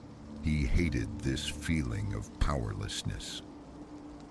One evening, walking the final stretch of alley toward his front door, the whistle returned. This time, however, it possessed a different quality, softer, less insistent, almost contemplative. His entire body went rigid. He turned the key, stepped inside, but paused, holding the door slightly ajar, listening. A quiet scrape on the pavement outside. His heart leaped. Stepping back out, he scanned the lane. The old street lamp hummed its electric song. A moth battered itself against the glass. Then, near a corner perhaps 30 feet distant, he discerned a faint shape. He took a few cautious steps forward. The shape resolved itself, moved. Unmistakably a person in dark clothes. The whistle began anew, low and clear. Elias felt his mouth turn to dust, his hands begin to tremble. Shout, run, confront. Indecision paralyzed him. "Stop messing around!" His voice cracked, thin in the heavy air. The figure turned, moved towards him. For a fraction of a second, in the inadequate light, Elias thought he glimpsed a face, indistinct but undeniably male. The man paused, seemed to regard him for a long moment, then turned his back. He walked away down the alley, making no haste, the whistle trailing behind him like a fading echo. Elias stood frozen, stunned. Then, snapping back to awareness, He ran after him, heart pounding against his ribs. He rounded the corner just in time to see the figure melt into another dark passageway. He sprinted, legs unsteady beneath him. Reaching the entrance to the passage, he found it, predictably, empty. No resonance of footsteps, no lingering whistle, only the oppressive weight of the alley's silence. The tension in his chest felt suffocating. He realized he was gasping for breath. Dazed, he walked back to his apartment. Sleep was a forgotten country that night. He sat sentinel by the window, attuned to every sigh and rustle from the world outside. Sporadically, faint notes of the whistle would drift by, sharp reminders of the whistler's continued presence, his vigilance. His mind didn't spin elaborate theories or succumb to paralyzing fear. Instead, a simple, stark loop played. He's real, he's quick. He knows these alleys intimately, and this isn't over. Why Elias? Was he the sole focus or one of many? He had no way of knowing. Morning light revealed the toll. In the mirror, his eyes were bloodshot webs, his cheeks hollowed. He couldn't sustain this existence, this siege of nerves. Yet the thought of fleeing, of letting this unseen tormentor drive him from his home, felt like a profound defeat. This city, ancient and confining as it was his anchor. No better harbor awaited him. So a different resolve took root. He would continue to seek the Whistler. He would haunt the alleys himself. Wait, listen. He would meet this figure face to face, demand an accounting. How it would end remained shrouded, but hiding was no longer an option. He felt it in his marrow. The whistle held a narrative etched in stone, woven into the fabric of these winding paths. He intended one day to unravel its secret. Until then, his eyes would remain open, his footing sure, his nerves braced. If the Whistler revealed himself again, Elias wouldn't run. He was finished with running. And should the Whistler choose to corner him, he would stand his ground. He was weary of living in the shadows of this place. One man against the mysteries coiled within these lanes, perhaps. But he would not yield now.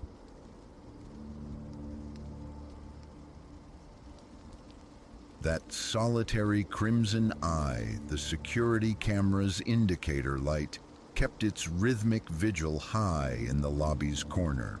For innumerable nights it had been a passive companion, but this evening its pulse seemed frantic, echoing the frantic tempo within my own chest.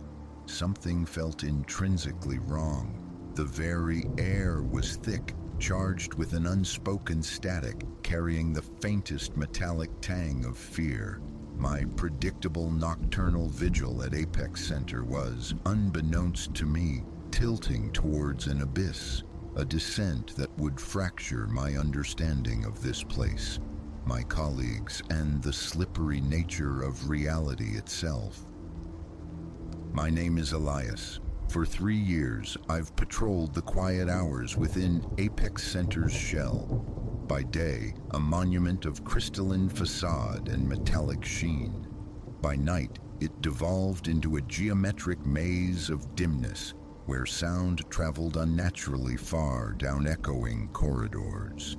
Usually, the greatest battle was against encroaching sleep. Not this night. This night fractured the pattern. It commenced with the telephone's sudden shriek, slicing the profound quiet and jolting me upright. Expecting my supervisor, perhaps the late cleaning crew, I lifted the receiver. "Security console, Elias speaking," I managed, swallowing a yawn. A pause stretched across the line, then a woman's voice emerged. A mere thread of sound, frayed with terror. "You have to help me. I'm trapped."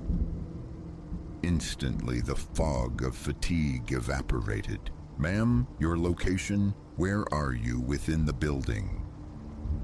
"I can't tell." The voice trembled thin as ice. "It's utterly dark.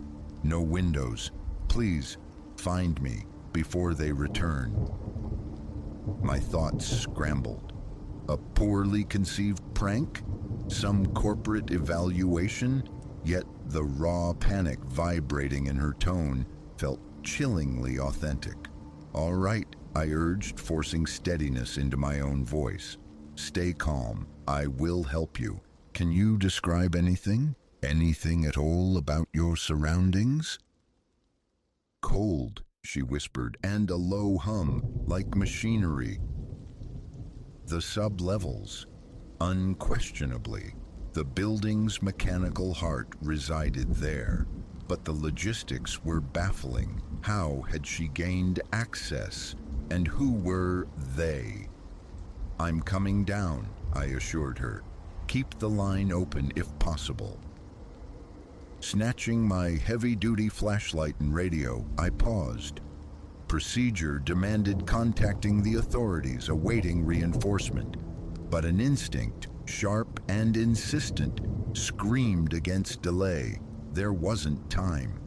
The elevator's descent felt agonizingly slow, each floor indicator a small eternity. When the doors finally sighed open, an icy exhalation from the building's depths met me, laced with the pervasive thrum of unseen engines. My flashlight beam carved through the gloom, illuminating skeletal pipes and junction boxes, studding the concrete expanse. "Hello?"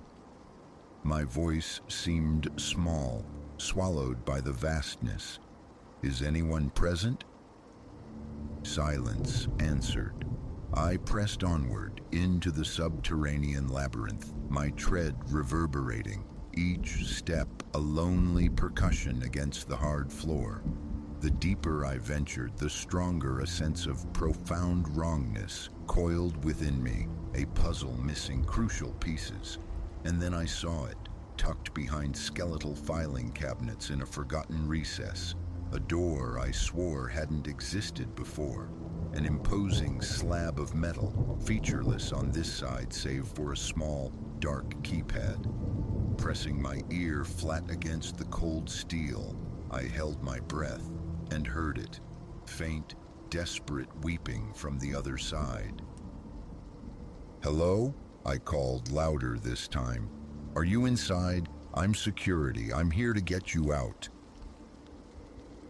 The sobbing ceased instantly. "Please," the woman's voice returned, muffled but distinct through the barrier. "Hurry, get me out." I studied the keypad. 4 digits stood between her and freedom. I punched in the standard Apex code, 1234, inactive. I cycled through common combinations, significant building dates, anything plausible. Each attempt met with mocking silence. Frustration tightened its grip. So close. This damnable door. Breaking it down seemed futile. The steel looked capable of shattering bone before yielding. Footsteps scuffed on the concrete behind me. I whirled, flashlight beam finding a known countenance emerging from the gloom. Marcus, another night watchman. "Elias, what the hell are you doing down here?" His features knitted in puzzlement. Rapidly, I relayed the desperate call, the hidden room. Marcus's expression shifted, concern deepening into something akin to pity. "Elias," he began, his voice low and deliberate, "there's no active phone line routed to the sublevels. And that door, it's always been there, leads to the old civil defense shelter. It's been sealed for decades." A glacial tremor traced my vertebrae. "But I heard her, Marcus," I insisted, conviction warring with his certainty. "She's in there, right now." He offered a sympathetic look, Come on, man. Let's head back up. Get some air. You're overtired. But the memory of that terrified voice was too vivid. As Marcus turned, intending to lead me away, I caught his arm. Just help me try the door, please. If it's empty, I'll concede. I promise. Marcus let out a long sigh, but finally nodded. Fine, but I'm telling you it's locked down tight. Has been since long before our time here. He approached the keypad, his fingers tapping out a sequence. Astonishingly, a distinct click echoed from the lock mechanism. How did you... I started, bewildered. Elias, I really think this is a bad idea, Marcus interjected, unease flickering in his eyes. But I was already heaving the heavy door inward. Ancient hinges screamed in protest, stiff with years of immobility. As the opening widened, my flashlight beam sliced into the space beyond. Empty, utterly barren, just naked concrete walls and a scattering of dust-shrouded archaic furniture. I stood there, reeling, suspended in disbelief. Had I hallucinated the entire episode?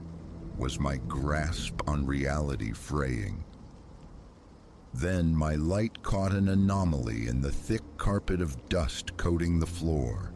Footprints, unmistakably fresh, leading deeper into the shelter's darkness. Marcus, I breathed, the sound barely audible. Look. But when I turned, Marcus was no longer there. In his place stood a figure I'd never encountered, impeccably dressed in a severe black suit, his face impassive. Before shock could even register, before I could form a question, he raised a hand. A blinding flash erupted, engulfing my vision, followed by an abrupt, consuming void. Consciousness returned with the unwelcome glare of morning sun, slanting through the lobby's vast windows. My skull throbbed with a dull ache, accompanied by a phantom ache of significance, a feeling that something vital had transpired, yet its details remained stubbornly veiled. As I collected my belongings, preparing for departure, Mr. Finch, the day supervisor, approached briskly. "Morning, Elias," he chirped. "Quiet night? Anything noteworthy for the log?" I opened my mouth, the impulse to recount the night's strangeness rising, then faltering. Nebulous impressions flickered at the edge of thought. A desperate plea over the phone, the subterranean cold, a sealed metal door. It all felt distant, possessing the texture of forgotten sleep. "No, sir," I heard myself reply. "All quiet." He nodded, apparently satisfied, and continued on his way. But as I moved towards the main entrance, a glance towards the security monitors froze me. There, displayed on one screen, was the feed from the sub-level corridor, and tucked in the corner, partially obscured but undeniably present, was a steel door I had never officially noticed before. In the subsequent weeks, tentative inquiries, attempts to retrace those steps, dissolved into frustrating loops. Each time I felt close to grasping a thread of truth, I would find myself inexplicably back at the security console, hours unaccounted for, my memory reset. My colleagues maintained an air of normalcy, yet sometimes I'd catch their gazes lingering, tinged with an unnerving wariness. Apex Center, I now understand, is far more than an edifice of commerce. It is a container for secrets, potent ones, and the unseen forces managing these secrets possess the chilling ability to excise recollections, to make inconvenient individuals simply cease to be. I commit this account to record now hastily, while the narrative remains somewhat intact within me, because a chilling premonition insists that my own erasure might be imminent. If this message finds you, do not dismiss it as I initially dismissed that woman's desperate cries. Something deeply disturbing unfolds within these walls, something terrifyingly efficient, and I suspect this is merely the overture. Remember the rhythm of the crimson light. Remember the door that should not open, and trust no one within Apex Center. Above all, do not even trust the integrity of your own memory.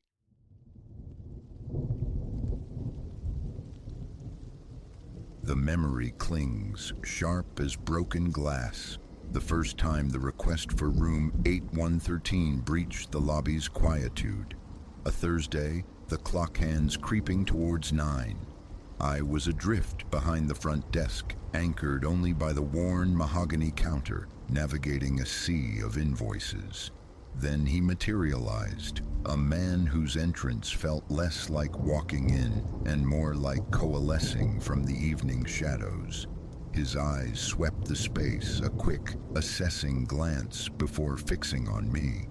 His shirt bore the map of a restless journey in its creases. A small, overstuffed valise strained at its latches beside him. He desired lodging, yes, but his request was laser-specific, uttered with a strange gravity. Room 813. Only 3 floors graced our establishment, I explained, the room numbers cresting at a modest 310. No 8th floor existed. Consequently, no 813. His gaze drifted towards the antiquated elevator cage, then snapped back to me, a slow shake of his head the only reply. He needed 813. The words were repeated, devoid of explanation or agitation, a calm, unwavering insistence. My fingers danced across the keyboard, conjuring the hotel's blueprint onto the monitor's glow. Again, articulating each syllable with forced clarity, I reiterated the room's non-existence within these walls. He stared, unblinking, at the digital layout for a stretched heartbeat. A sigh escaped him, a whisper of resignation. Very well, he conceded. Whatever space was free would suffice. Keycard 307 exchanged hands. A murmured thanks, and he pivoted, swallowed by the groaning steel jaws of the elevator. The moment the doors sealed him away, a disquiet settled over me, cold and unwelcome. Why that particular number? Why the fixation on phantom architecture? I tried to dismiss it.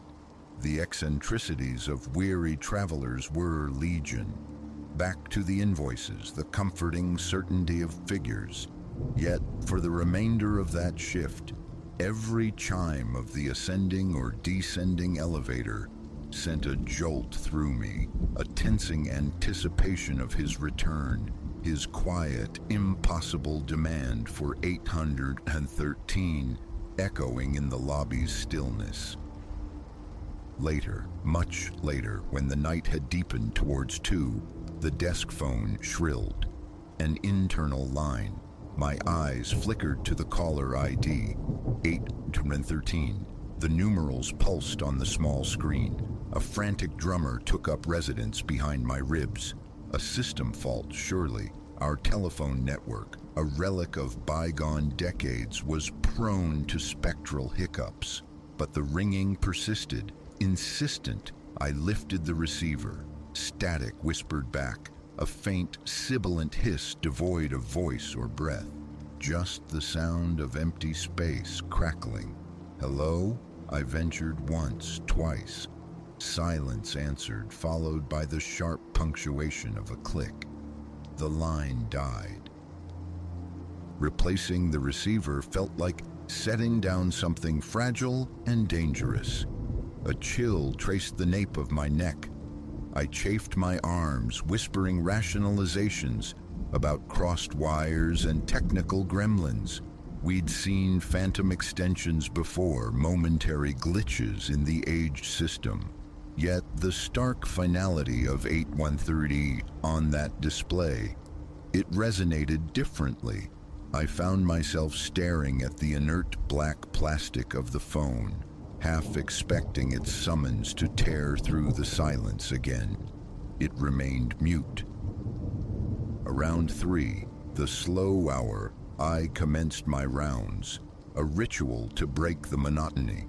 Through the lobby, adjusting askew lounge chairs, confirming the bolted front doors, then ascending in the clattering elevator cage to the second floor. A walk through the corridors, a quiet inspection. The plush carpet drank the sound of my footsteps, leaving only a muffled cadence in the hushed air. Room 203, 204, 205 slid past, unremarkable. Near the elevator bank, I paused, gazing through the landing window at the streetlights painting the vacant asphalt below. It was then I saw it, an anomalous luminescence staining the far end of the corridor. Brighter than the standard ceiling fixtures, it pooled unnaturally on the patterned wallpaper.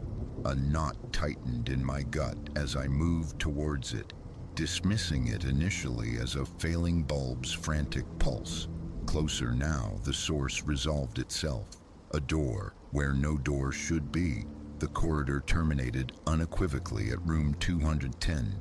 Yet there it stood, solid and undeniable, adorned with burnished brass numerals, 813.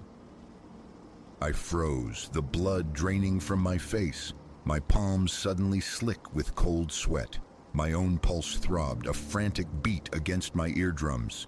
Hesitantly, compelled by a morbid curiosity that overrode rising fear, I advanced, squinting. 813, unmistakable. The door itself possessed a subtle newness. Smoother grain, a more contemporary handle than its neighbors. My hand reached out, trembling slightly, fingers brushing the metallic knob. An intense cold radiated from it, biting into my skin. A low hum vibrated faintly in the air, the thrum of unseen machinery. My temples began to pound. I blinked, shaking my head to clear it. The corridor lights flickered once violently, and when my vision settled, the door was simply not there. Only the unbroken expanse of floral wallpaper stretched before me, seamless and indifferent. My hand hovered in empty space, grasping at nothing. A ragged breath escaped me. I retreated, my knees threatening to buckle. Exhaustion, I told myself. Hallucinations born of fatigue and solitude. But the chill of the doorknob lingered on my fingertips, a phantom sensation refusing dismissal. The rest of the night passed in a blur of strained normalcy. I returned to the lobby's relative sanctuary, the desk phone now an object of intense scrutiny. The traveler from 307 remained sequestered above. Morning light brought him back to the desk, waiting patiently at checkout. He returned the key card, then inquired, his voice flat, about extending his stay. Availability confirmed, he nodded. And then the inevitable reprise. Could he perhaps secure room 813 for the subsequent night? No, I managed, my voice tighter than intended. That room is not available. It doesn't exist. A beat of silence stretched between us. He conceded, retaining 307, offering no further word, no hint of why. He turned and walked away. A dozen questions burned on my tongue. Did you call last night? Did you see anything? Hear anything? But the sheer vacancy in his gaze silenced me. It was a look devoid of warmth, of inquiry.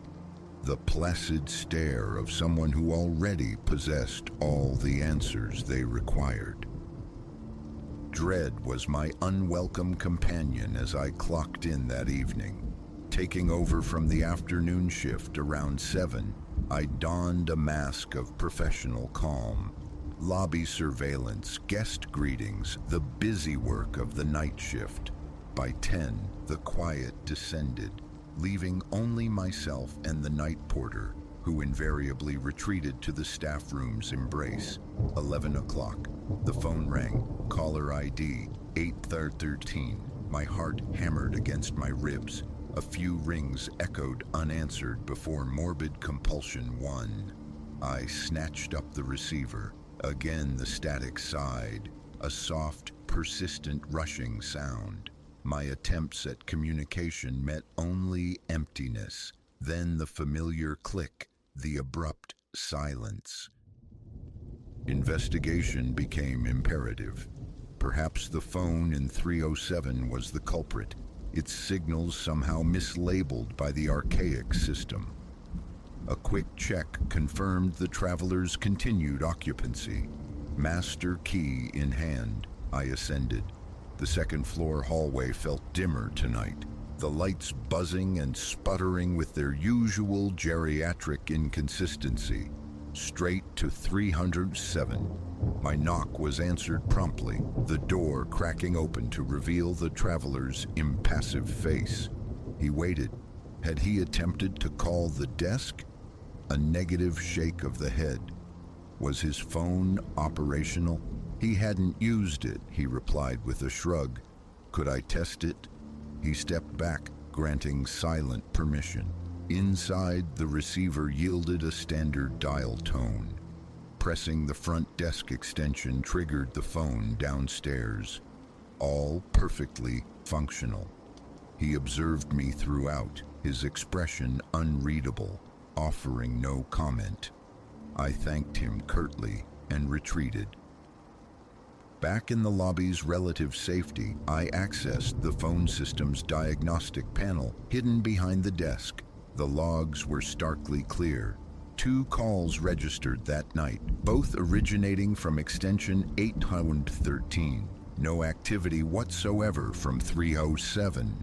The chill returned, prickling my skin. Closing the panel, my gaze fell upon the short corridor leading to the rear service exit. It looked wrong. Elongated. What should have been a 20-foot passage seemed to stretch onwards. 40, perhaps 50 feet, terminating in flickering, uncertain light. Against every instinct screaming for retreat, I took hesitant steps forward. A high-pitched ringing commenced in my ears. My mouth felt instantly dry.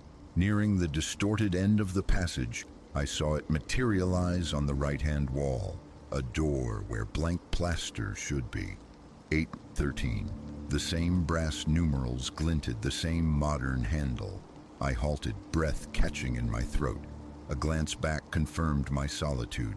Calling out felt utterly futile. My hand reached again for the knob. Cold, solid, real. I twisted, locked. I stood there, heart pounding a frantic rhythm against my ribs. From the distant lobby, the desk phone began its shrill summons. The corridor lights pulsed.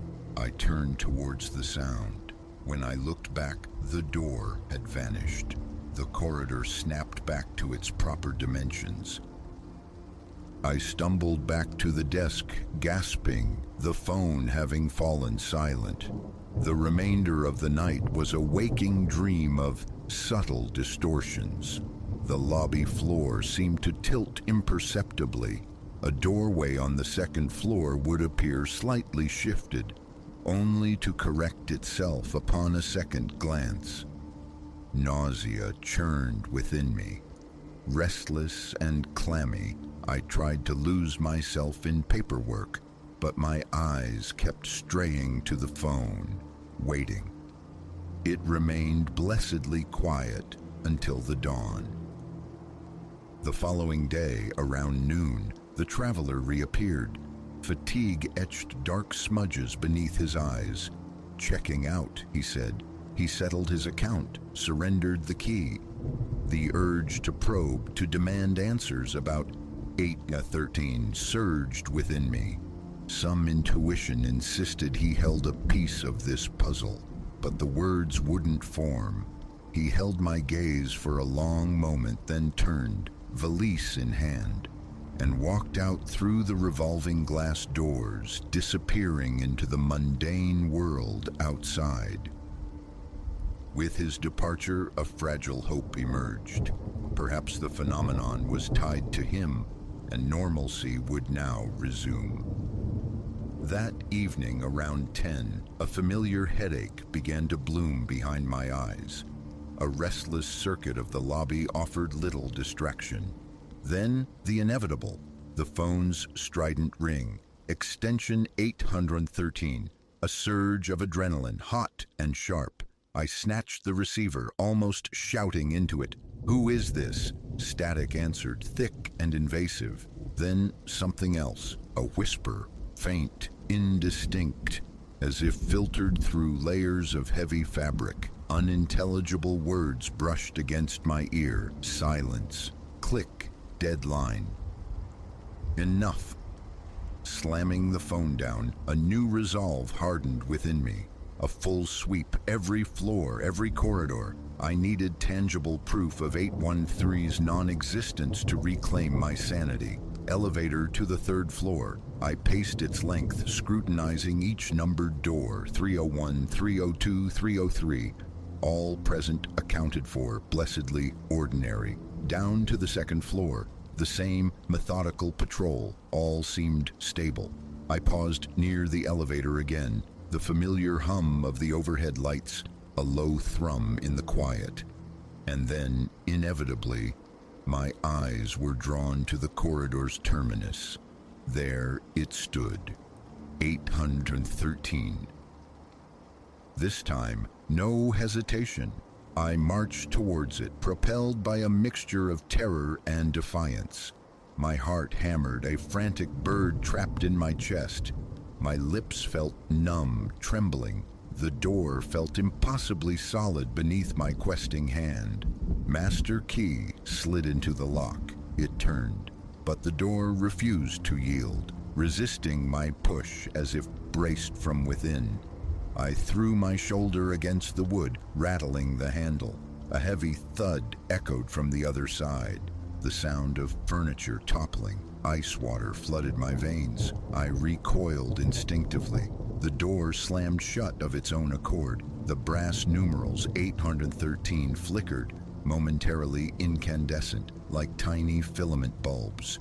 Then, in the space of a blink, the entire structure dissolved. Blank wall, empty space. My legs trembled violently as I retreated towards the elevator, jabbing the call button with frantic repetition.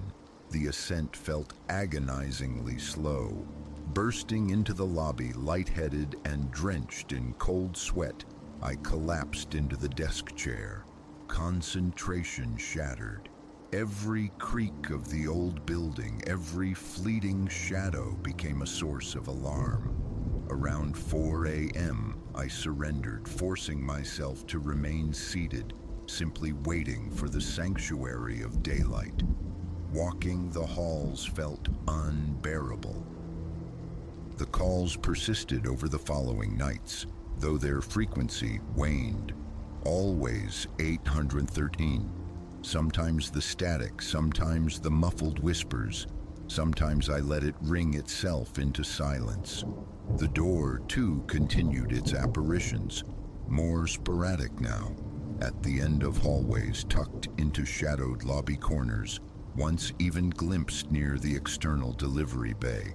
Always the same smooth wood, the cold knob, the brass numerals. Always locked or vanishing before I could fully engage with it. Sometimes it winked out instantly. Other times it lingered, mocking my stare until a flicker of the lights erased it. I delved into the hotel's archives, poring over brittle blueprints and dusty maintenance logs stored in the back office. No 8th floor, no room 813. The building plans depicted only 3 stories. The phone system manual listed no such extension. Logic offered no anchor. I felt caught in a recursive nightmare, a loop of fear and bewilderment. Quitting wasn't an option, yet each approaching night shift filled me with a profound sense of dread. My attempts to explain were met with skepticism by the manager. Overwork, stress, perhaps a needed vacation, but walking away felt impossible. An obsessive need to understand, to confront the inexplicable, kept me tethered to this place. Slowly, almost imperceptibly, the phenomena subsided. After 4 weeks, the calls dwindled to 1 a night, then ceased altogether. The door sightings became rarer still, perhaps once every few nights, always dissolving before I could approach. 2 months passed in relative peace. A fragile sense of normalcy began to mend. I started to believe it was over, relegated to a bizarre, unsettling memory.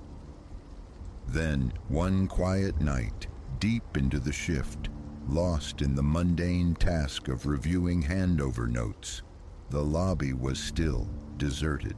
Suddenly, the familiar icy prickle returned to the back of my neck. I turned. There, directly behind the front desk, usurping the space usually occupied by the manager's office door, stood 813. It looked pristine, freshly painted, its handle gleaming under the harsh fluorescent lights.